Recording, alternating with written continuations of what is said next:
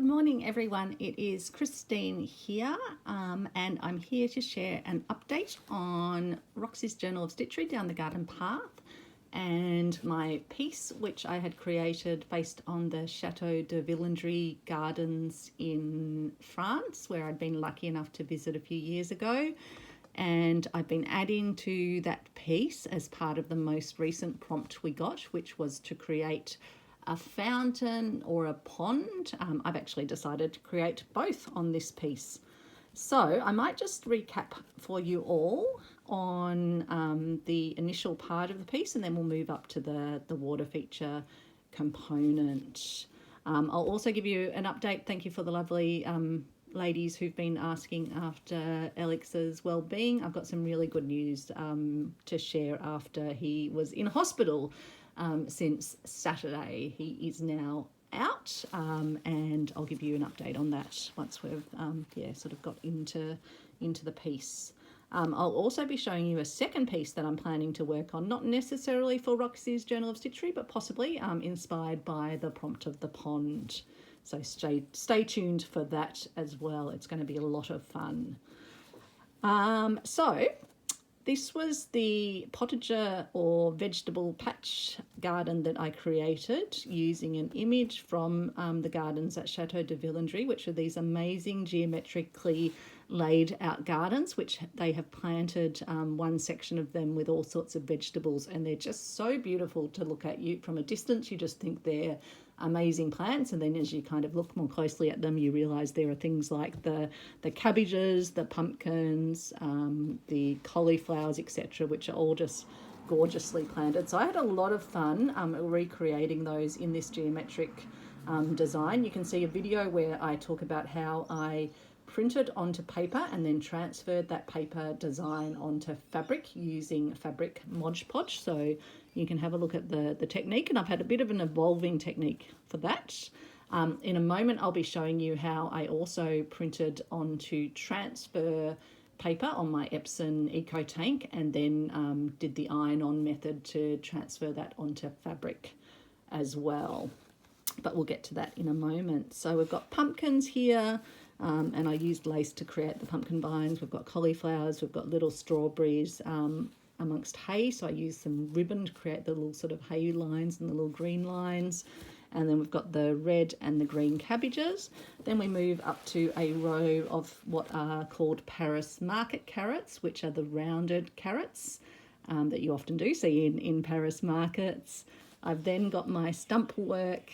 It's either rhubarb or Swiss chard or rainbow chard. I think it's looking more like rainbow chard, probably if I had it all standing up straight, but they are fully bendable.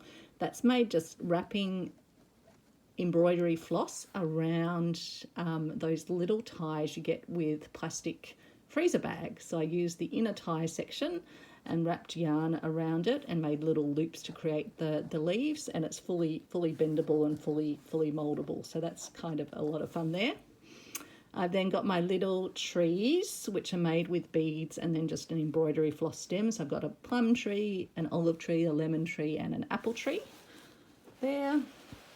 Moving up, and I'm not sure if you've seen these gardens yet, which I've done with white beads as giant turnip beds. And then I've got 2 beds of lettuce. So again, the same method of just creating French knots for those. And then we get up to the new section that I've been working on, which has a fountain. So in the actual gardens themselves, this wasn't operating as a fountain. They'd actually just put plantings in the top section. But what I've done, and in the image that I'd transferred, the fountain was a bit sort of vaguely outlined. So what I did was drew it on with my friction marker. Just grab my friction marker, which you can just get from supermarkets. So I drew around where I wanted to do my stitching, did my stitching, and then I just apply the hairdryer to it and it removes any of the ink. So, and with the top section of it, I had to first of all lay down my water bits of fabric. So to create the water, I had a look through my stash because I thought rather than doing stitching for the water, I wanted something that captured reflections, and possibly like wind sort of blowing across, and then the reflections of clouds. That's what I was kind of looking for. And even though when you probably first look at this fabric you think, oh, that's not really going to be useful, as I looked at the sections in between the designs, I thought as little sections it will very much look like clouds reflected in water, and then the little lines could be that little ripple you get with some wind. So what I did was made sure when I cut them out, I cut them all out so that the wind ripples were all laying the same way. And then, yeah, it's got those lovely little cloudy effects. Let me just pull it down a smidge more so you can see that. Actually, I'll just keep the fountain in view as well. And so when I'm wanting to create a shape like these, yes, you could cut it out by eye, but you probably wouldn't get it right. What I do, and I usually just do it with a smaller section of fabric. Let me just have a look around if I've got something smaller I can grab out. I've got a little scrap. How come the one time you... there we go. Let's use this one as a little scrap. Might be easier to illustrate. So what I do is I actually lay it down and make a fold mark where I want one of the edges to be. And then I cut along that fold mark, and then I proceed to then do that on the other side, so cutting each little bit, and then that way you get, if you use the folds and work out where you want it and put a crease mark in and then cut, you get an exact shape for what you want. And if it ends up slightly bigger, I had to make sure here it sort of sat within the border. You can then just trim it down, but it's much easier having the base shape already there. So I cut those out of that fabric, and then I used my just regular Yoo-hoo glue stick. It's not a specific fabric stick, but I've found it works really well with fabric, just to give it enough adherence to stick it down. Meant that I didn't need to have pins in it. And then I did stitches, tiny little stitches, using this just regular blue polyester cotton, I guess it is. I got all of these cottons from my partner's mum. She was clearing out some of her sewing materials, and so I just did lots of little over stitches around the edge to make sure it didn't fray and to hold it exactly in place. And I think it also does just give that nice, sorry I just banged the camera, that nice edging detail to the ponds as well. And then for this piece here, I actually first of all folded it using that same technique, using paper, cut it out on the paper, and then put it onto the, just stuck that down briefly onto the bottom side of the fabric and then cut it out. But as I mentioned, the key was to get all the lines lining up so it does look like the wind is sort of, rippling from the same direction. And then I've proceeded to do some more stitches. So I used my lovely Razzle Dazzle, I think it's called Razzle Dazzle.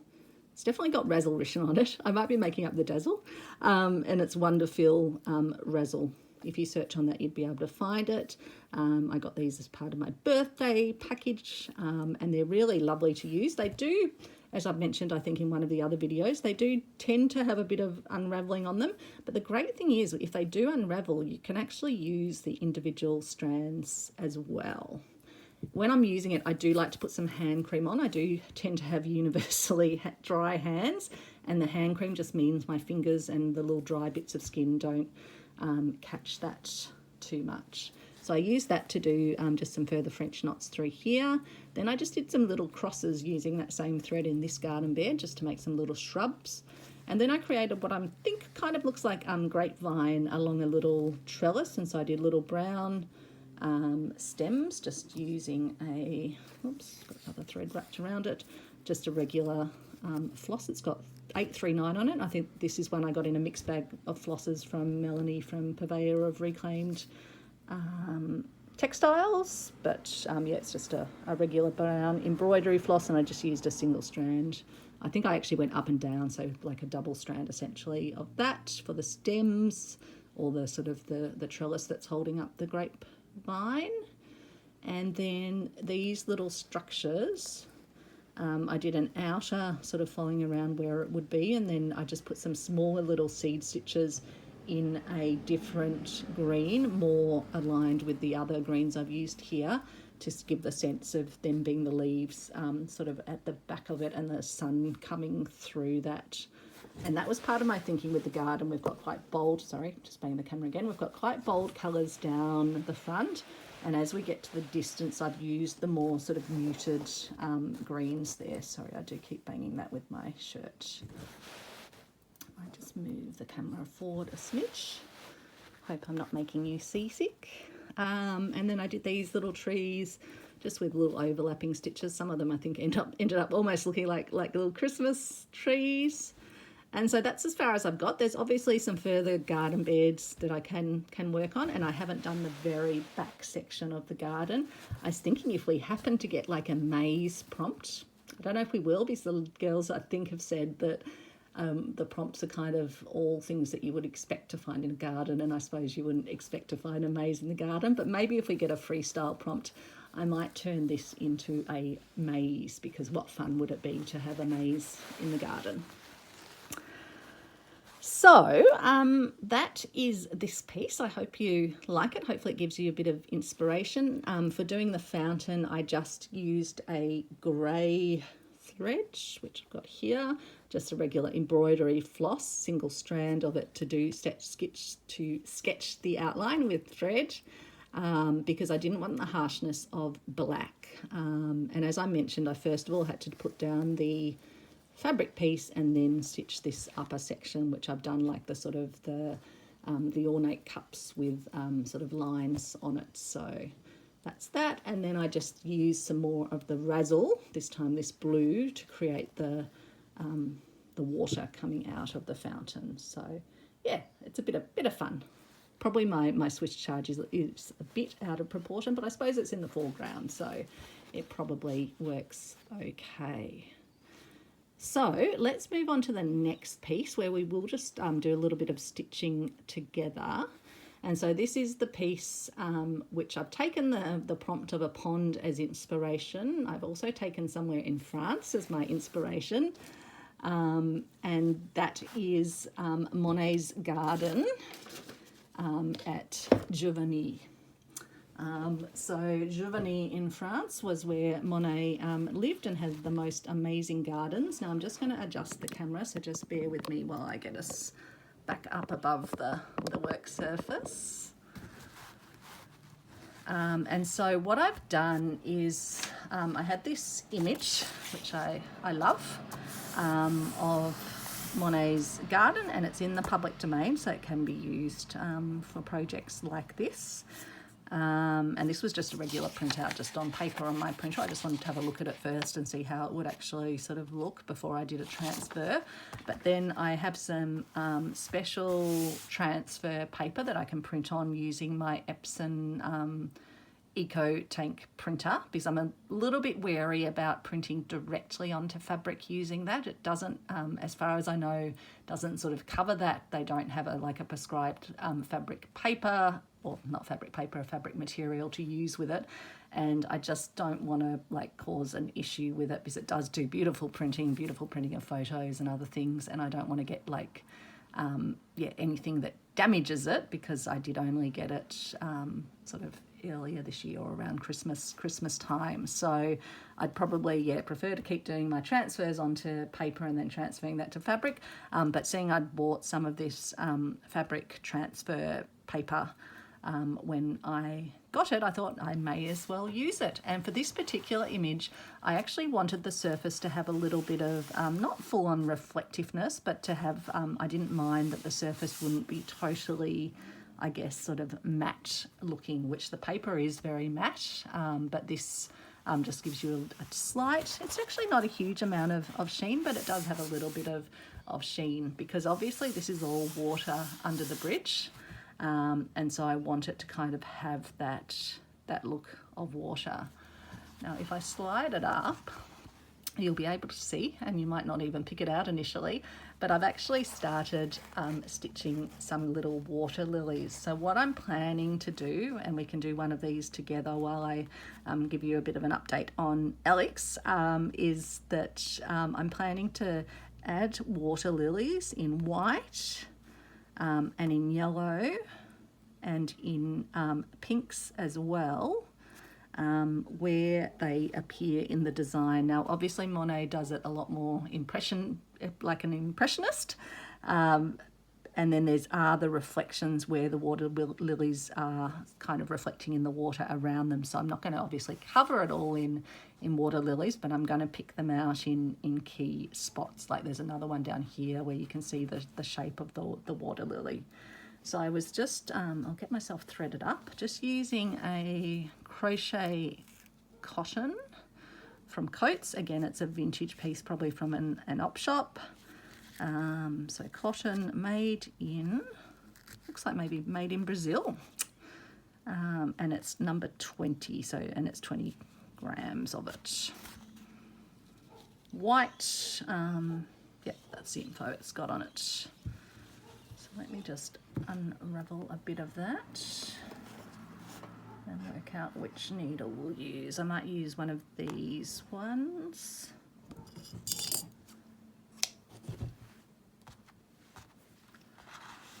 So, update on Alex.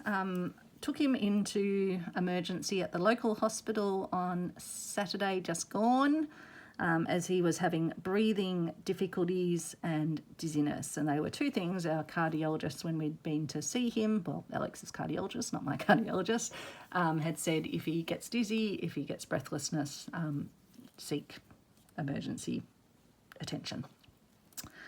So I took him into the local one, which is sort of about 10 minutes up the road. I had Travis with me, so I just had to drop him off at emergency. But had I needed to go back, I could have just left Travis at home. Not that he's really used to being left at home that often.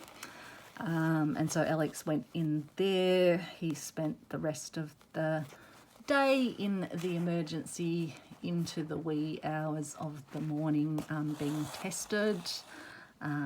They were trying to work out what was happening for him. Let me just tell you what I'm doing here as well. So I'm just going to do some up and down long strokes to start with at the back. As you can see here, I've just done those because I only need to do the loopy ones sort of at the front section. So yeah, they were doing tests on him, making sure that he wasn't having a heart attack at the time or a cardiac arrest. They kept him in the emergency area until I think about 4 a.m. in the morning. So he was in like the short stay area, just in a curtained off spot. I ended up going in to take him in some extra bits and pieces that he hadn't taken with him, his charger for his phone, and a few extra bits of clothing and some earplugs and his toothbrush and toothpaste, etc. And then around 4 a.m. he was moved to the cardiac ward and was in there overnight. Apparently he was in a ward room with other patients that were sort of shouting out. He said it was pretty disruptive. He hasn't had that much sleep over past days, but luckily he was in getting the care he needed to make sure that nothing more severe was going on for him. Needle's getting a tiny bit stuck. And then they decided to transfer him to... while he was in there, they found that he had his magnesium and calcium levels were out of whack, which can contribute to sort of to the irregular heartbeat that he gets.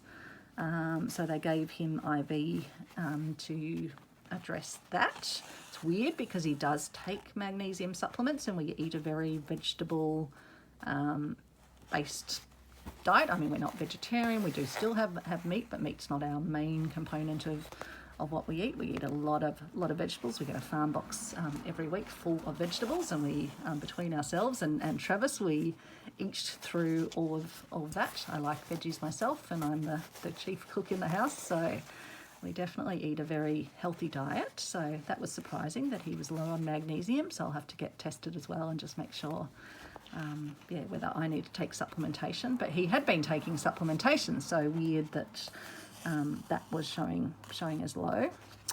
And then, yeah, they decided to transfer him to the Victorian Heart Hospital. I think that's what it's called. Basically a big new facility near Monash Clayton. So it's linked to the university where they study heart health.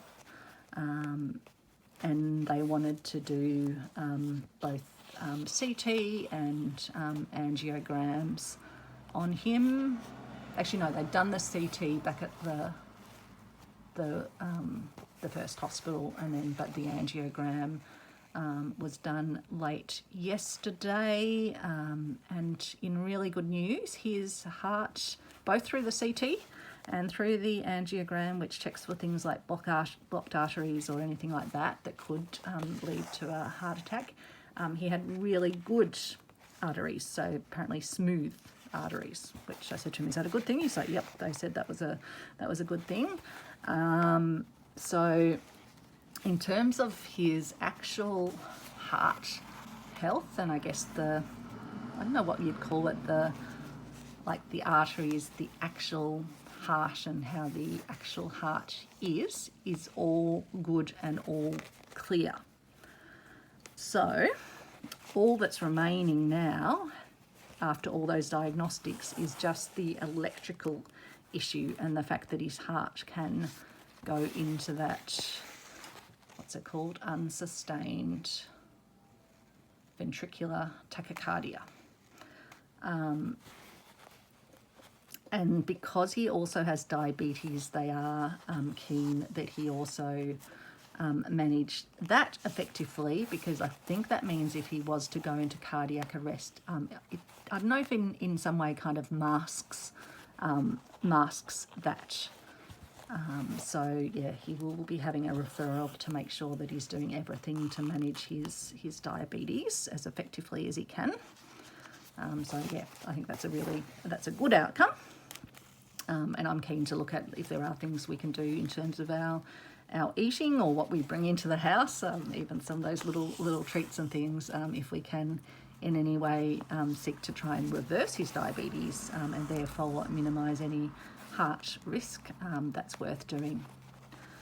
But just such a relief to know that there's not a blocked artery or other heart anatomy sort of issue that is resulting in any heightened risk. So yeah, just such a good outcome from what I have been very worried. I've been managing the worry, sort of keeping it in perspective and saying, well, there's a good chance that he'll come out of this and have a clean bill of health. So I haven't been panicking, haven't been stressing out, but have obviously been anxious to hear the results and to know what our next steps are. So, but thank you for everyone that's asked after him recently and has thought about us as we've been going through this little journey over the past little while.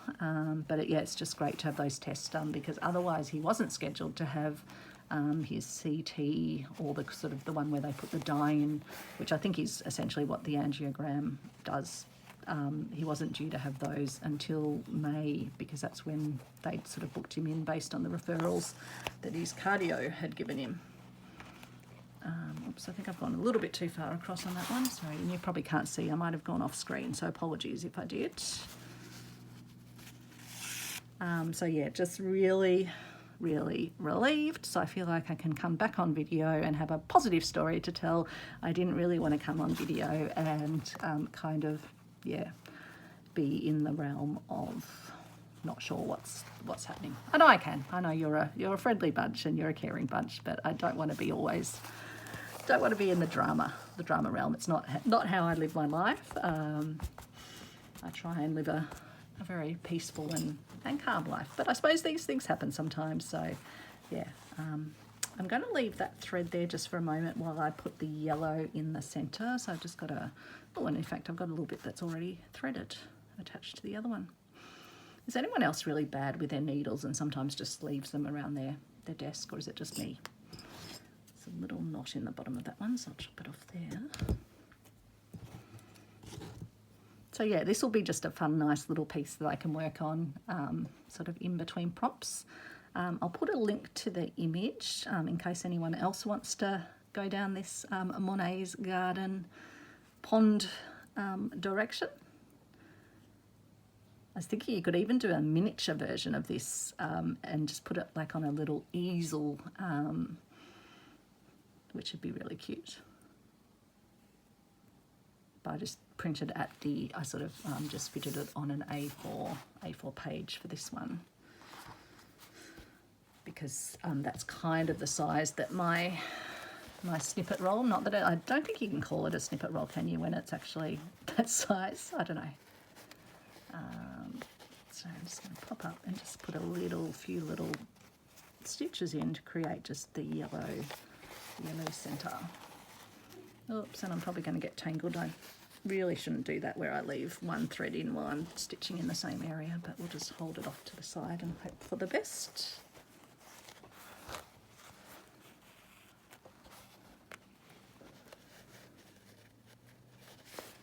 So as I work back on this piece, I'll probably use a lighter, as in a less heavyweight thread, just so it looks like the little water lilies are sort of, yeah, going back in size. Although I suppose it doesn't matter because water lilies can vary in size anyway. So I shall see. But yeah, it'll be fun to do some yellow ones and some pink ones and pick out where those will go. I had originally actually started doing some little stitches for the water. I'd started with picking out this red colour, and that's probably where you can see just some tiny little indents in the fabric. But then in the end, I just decided that I want the water to stay sort of that more slightly reflective, so I'm not going to put stitches where the water are, and that's why I'll just pick out the areas where the water lilies themselves are and what might be sort of, yeah, floating on the surface. I suppose I can do some water lily leaves as well because there are green around these, so I can probably do that also.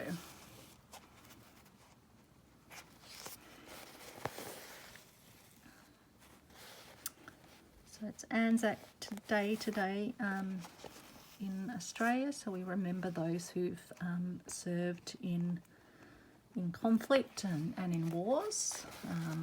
That includes my grandpas, who've both passed away, but remember them today.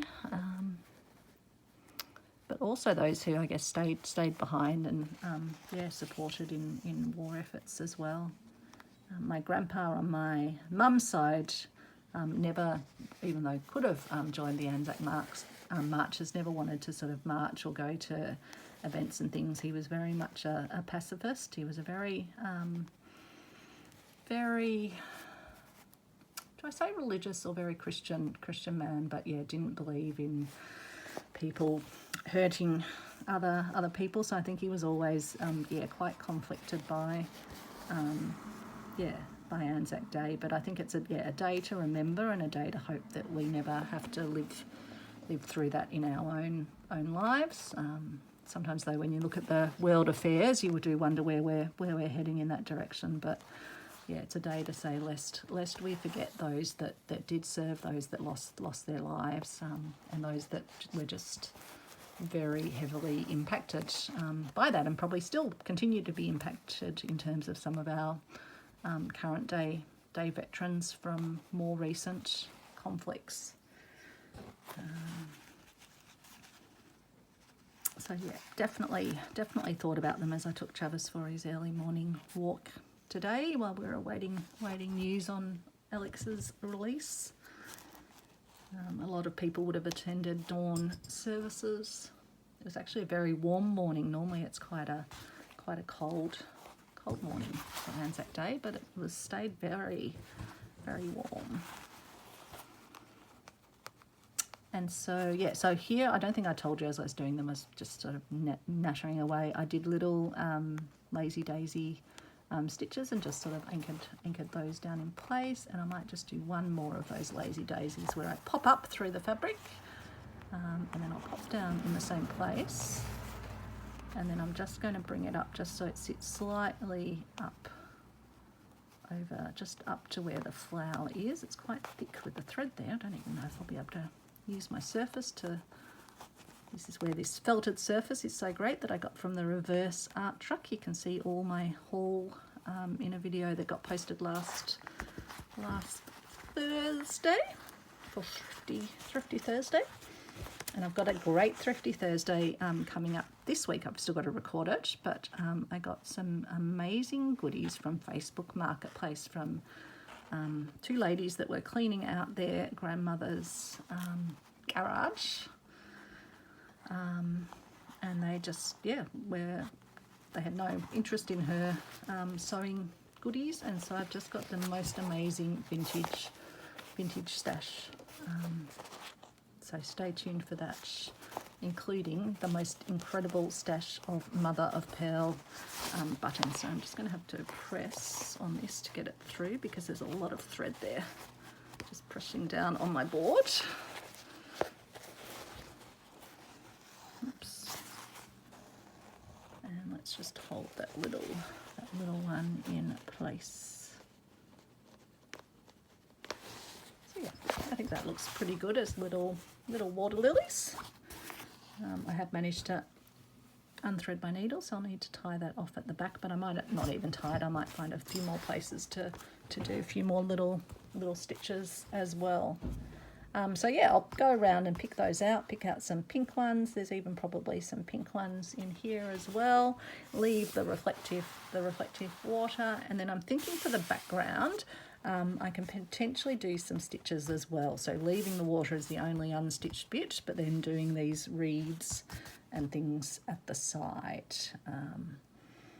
So yeah, we can have a play around with that, but I think that's going to be a lot of fun. And I can also stitch the bridge as well. So this will be just a nice piece. And I just used a piece, I think I'd got this in my most recent op shopping, or was it possibly even from the reverse art truck, this white fabric. So it's got a nice little grain on it, but it's just a white reasonable weight fabric. And it's actually, I thought it might be hard to go through this transferred design film, but it does actually stitch relatively well. It was just hard there because I was actually going through the crochet thread which had built up. So that they are my water lilies. That is my chateau piece as well. I hope you are all doing well. I hope you're not having medical trials and tribulations. If you are, I send my very best regards to you and hope things look up for you soon. So take care, everyone, and I'll see you on here soon, hopefully, and I look forward to catching up on other people's videos. Bye, everyone.